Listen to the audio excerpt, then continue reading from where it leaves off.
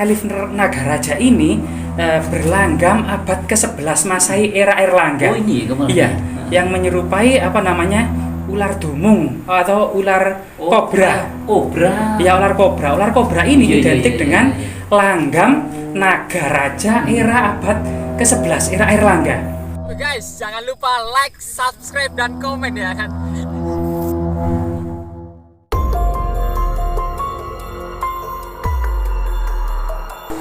Anak tangga ini terbuat dari batu andesit. Mungkin dulunya batu ini difungsikan sebagai bangunan candi kan ya, kira-kira seperti itu ya.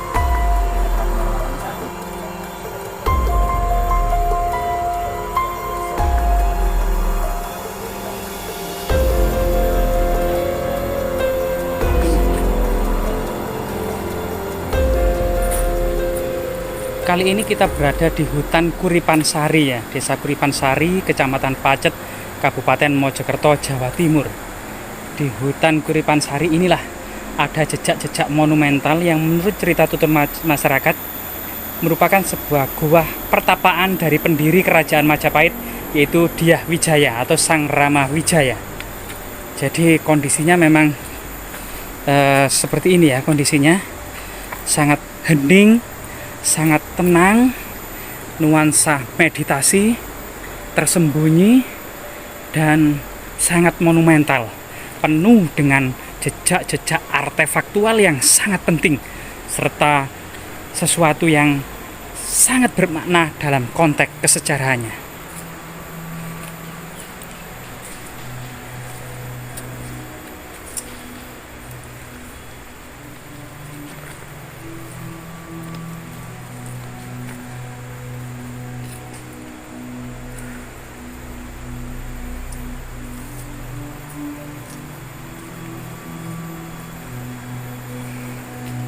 Jejak gua pertapaan ini masih difungsikan masyarakat hingga saat ini sebagai situs religi, tempat meditasi, dan tempat bertapa, mencari inspirasi.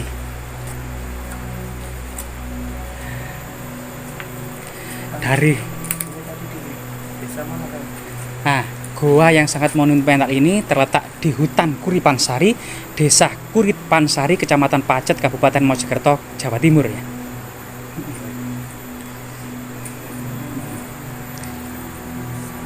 Pintu luar mengingatkan pada bentuk arsitektur Gua Selomangleng yang ada di Tulungagung ya, berbentuk persegi panjang.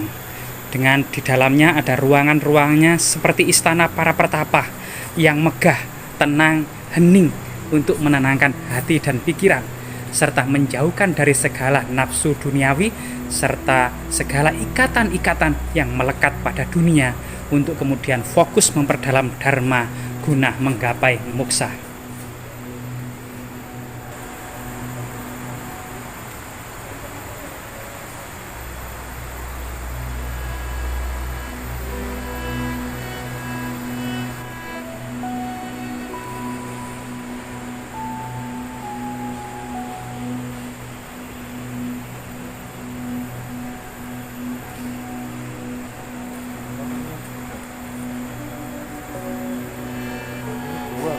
Iya, ini lorong yang dikenal dengan Lorong Nagaraja.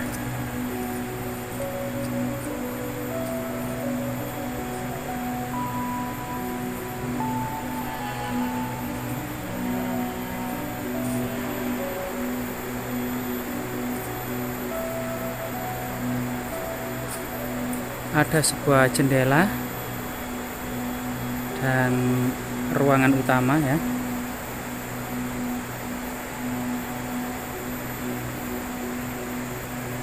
Serta menaiki tangga yang cukup panjang dari bawah yang tersusun dari balok-balok batu candi. Ada juga pohon jati raksasa di sebelahnya yang mengingatkan pada sebuah situs-situs peradaban kuno. Ngomongnya bersambung ngomongnya. Saut-sautan ya.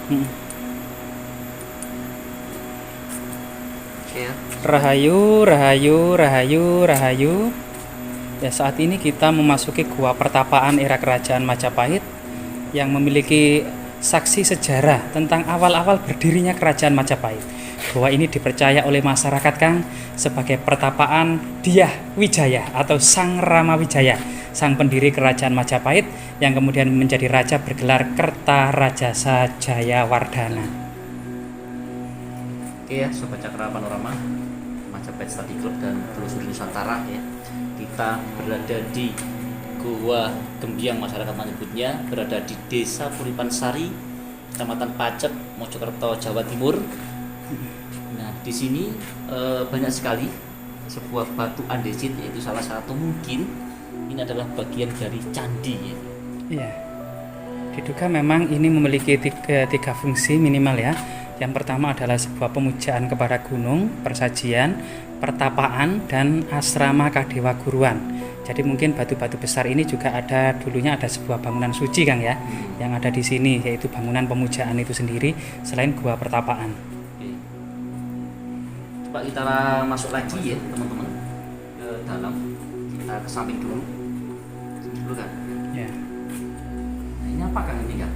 Nah, diduga ini semacam tempat duduk para resi atau para pertapa ya. Di sini pada masa lalu diduga ada seorang maharesi atau mahaguru atau mahapertapa yang menyambut para tetamu, termasuk kemudian seorang maharesi mengajarkan dharma kepada para muridnya atau para biku dan bikuni ya, yang melingkari Pak Mahaguru tersebut yang duduk di sekitar mahaguru ini. Oke, kita maju terus.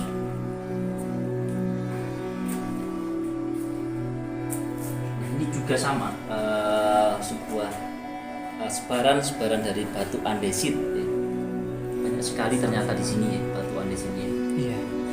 Ada ruangan-ruangan tersendiri seperti ini. Nah, diduga di sini memang semacam pertapaan gitu ya, ada relung di dalam gua yang digunakan untuk meditasi atau bertapa. Diduga pada masa lalunya ini sebuah ruangan tertutup ya, yang memang saat ini sebagian kemudian pintunya diduga memang dari kayu yang tertutup, yang saat ini tentu kayu itu dimakan usia, lapuk, tinggal beberapa batu ya, batu andesit, batu atau balok-balok batu candi, dan ini kemungkinan tangga masuk ke area ini. Coba kita lihat. Ya. Ada airnya ya kan? Ya karena mungkin musim penghujan ya, dengan seiring berjalannya waktu ada beberapa kelawar penghuni sini ya. Oh iya, ada kelawar. Nah, di sini ada juga ternyata ada persajian, pemujaan, dan diduga di sini ada semacam altar pertapaan ya. Cukup wingit auranya, Kang. Sangat terasa sekali. Sangat wingit sekali.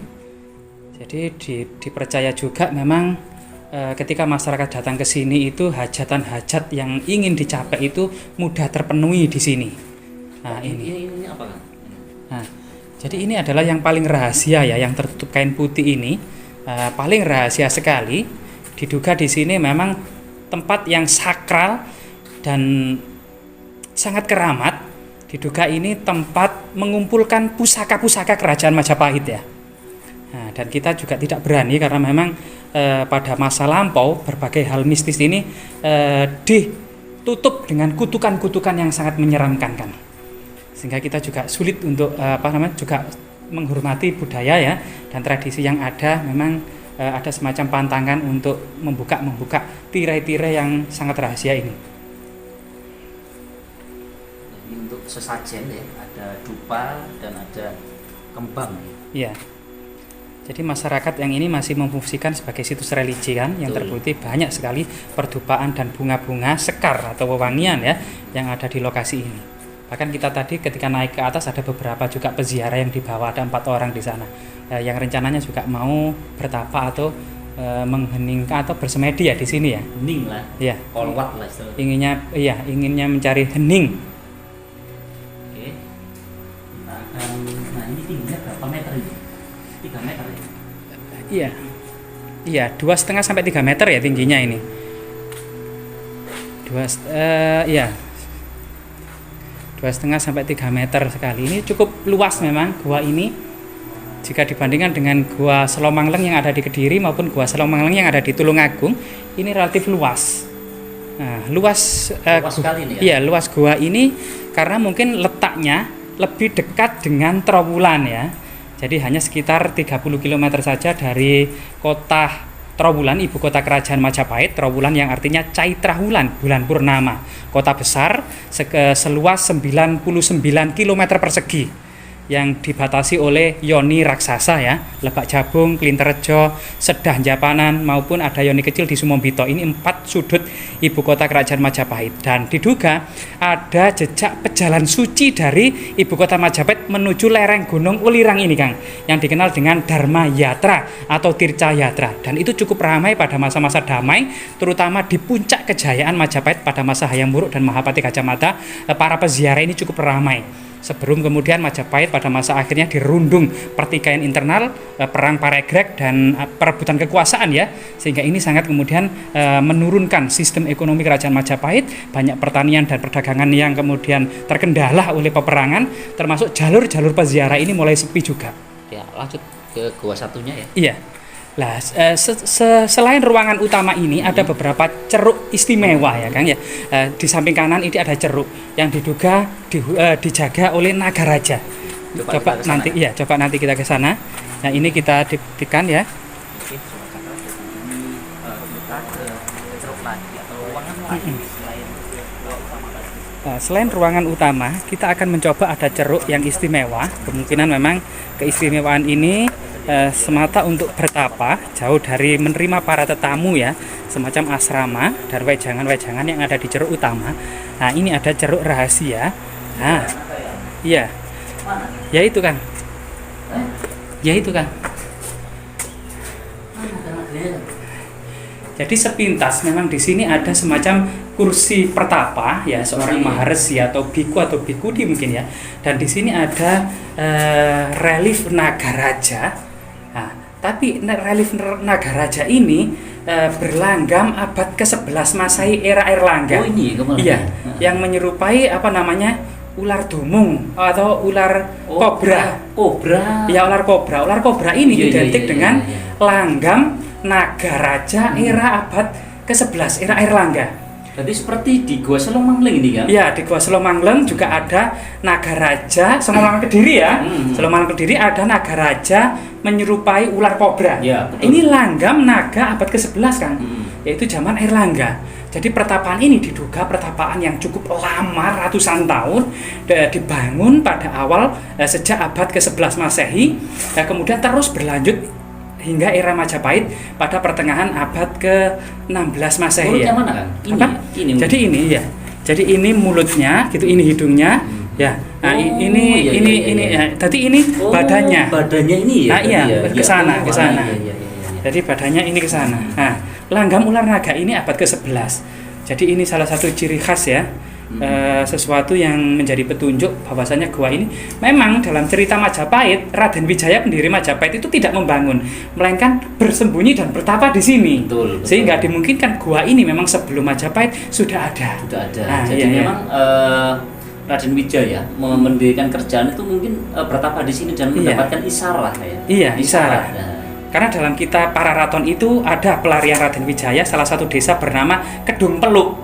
Nah, Kedung Peluk itu tidak jauh dari sini ada dusun namanya Kedung Peluk. Nah, itu.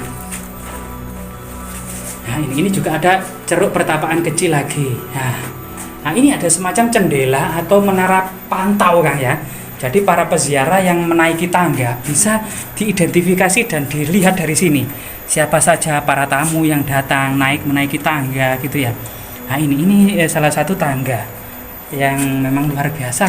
Gua ini ya namanya Gua Gembiang gitu ya. Masyarakat menamainya. Ya, mungkin ada pertanyaan dari Kang Telusuri Nusantara terkait mungkin unek-unek ketika memasuki dan aura apa saja yang ada di gua ini Kang. Dalamnya ada itunya ya. Semacam persajian, jejak persajian Kang memang. Jadi masyarakat itu mempersembahkan berbagai macam sesembahan ya, kemungkinan ya termasuk mungkin minuman kemasan saat ini bisa saja menjadi salah satu sesaji ya. Nah, ini banyak telur Kang. Ini Kang. Telur tokek ini ya. Iya tak Kang. Apa telur ular ya? Nah, ini kelihatannya telur tokek ya. Banyak di dalamnya Kang. Warna putih-putih banyak. Iya, dan iya. sebagian mungkin sudah menetas.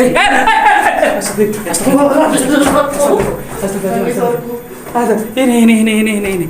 Jadi di sini ada tekek yang bertelur tadi, yang memang Kang Telusuri Nusantara itu terkejut sehingga tekeknya juga terkejut. Nang duku-duku ya Mas. Hah? Hah? Jadi ini. Nah ini tekeknya ya. Nah ini tadi menclok di kepalanya Kang Telusuri Nusantara ya tokeknya ini dah, sehingga terkejut. Nah ini tokek. Oke ya, Sobat Cakra Panorama ya. Mungkin itu saja ya dapat kami sampaikan ya. Kurang lebihnya kami mohon maaf saya kiri. Assalamualaikum warahmatullahi wabarakatuh. Salam Rahayu, salam budaya Nusantara. Ya, Jasmira, jangan sekali-kali meninggalkan sejarah.